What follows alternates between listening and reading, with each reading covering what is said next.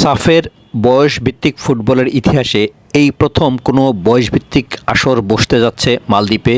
হাজার দ্বীপের এই দেশে অনুষ্ঠিত হবে এবারের সাফ অনূর্ধ্ব-20 পুরুষ ফুটবল, যা 23 মার্চ থেকে 3 এপ্রিল মালদ্বীপের রাজধানী মালেতে অনুষ্ঠিত হবে।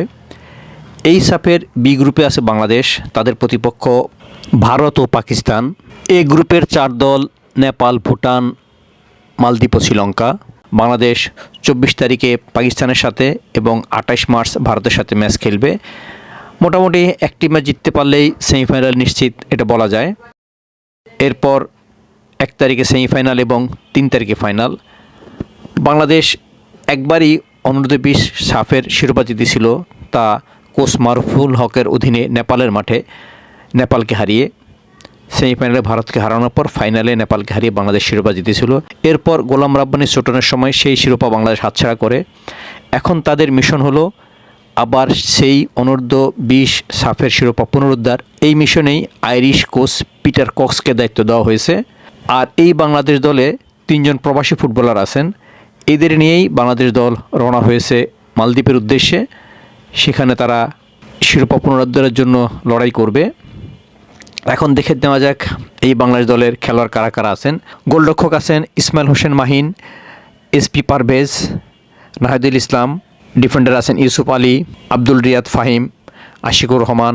তারপরে যুক্তরাষ্ট্র প্রবাসী ডেকলান সুলিভান, বাংলাদেশি Sunny Das, Ehsan Habib Ridwan, Sheikh Sangram, Mithu Chowdhury, Chandan Roy, Shyamal Raksam, Kamal Mridha, Nazmul Huda Faisal, Ibrahim Hasib Nawaz, Morshed Ali, Shri Suman Soren, Mohammad Manik, Mohammad Rifat Kazi, Ronan Sullivan, Ronan Benjamin Sullivan, Joy Ahmed ও মুস্তালিব আলম হিমেল।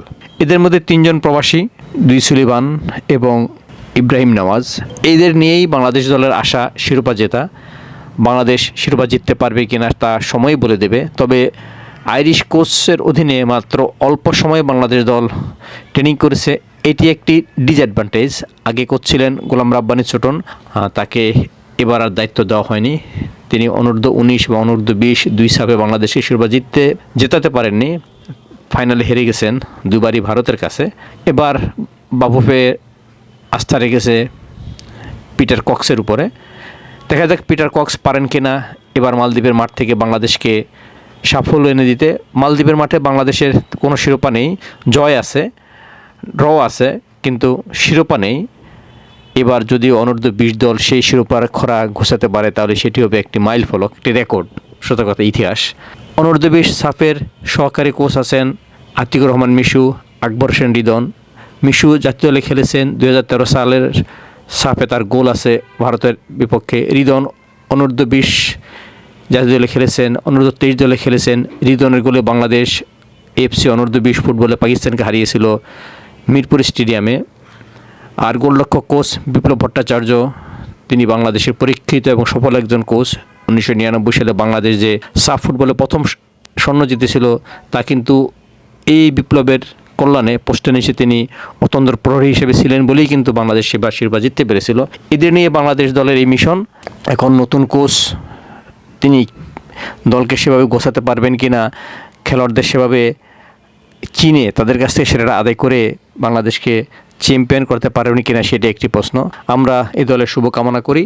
এই বাংলাদেশ অনূর্ধ্ব-20 দলে কয়েকজন খেলোয়াড় আছেন যারা এর আগেও বয়সভিত্তিক দলে খেলেছেন, 17 খেলেছেন, 19 খেলেছেন, 16 খেলেছেন, 20ও খেলেছেন, যেমন নাজমুল হুদা ফয়সাল, রিফাত কাজী, মোহাম্মদ মানিক, কামাল মৃধা, আশিকুর রহমান। এরা কিন্তু বয়সভিত্তিক দলে লম্বা সময় ধরে আছেন। মাহিন বয়সভিত্তিক দলে লম্বা সময় ধরে আছেন, তিনি মহড়ানের গোলরক্ষক। 3 প্রবাসী ফুটবলার আছেন।